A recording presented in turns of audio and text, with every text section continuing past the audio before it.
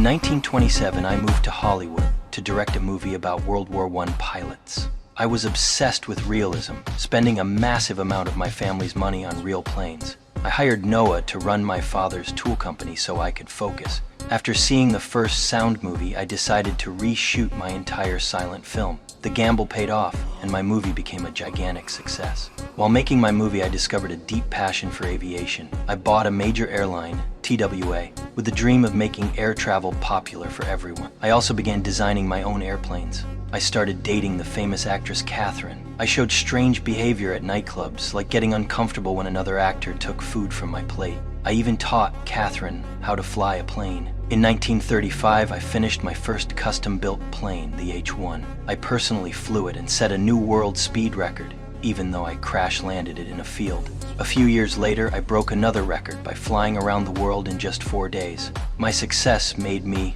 a competitor to Pan Am. Its head, Juan Tripet, got Senator Owen Brewster to try and stop TWA from flying overseas. At the same time, my personal life fell apart.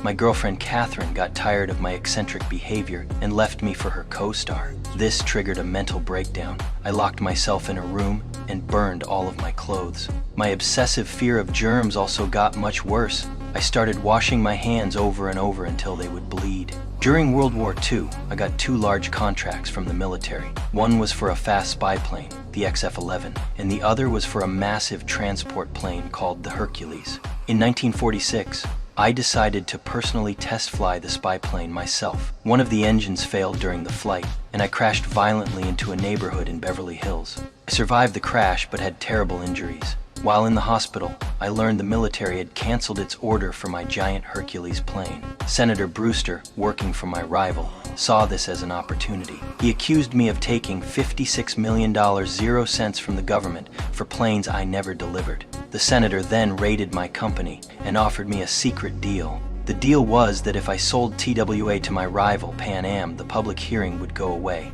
I flat out refused.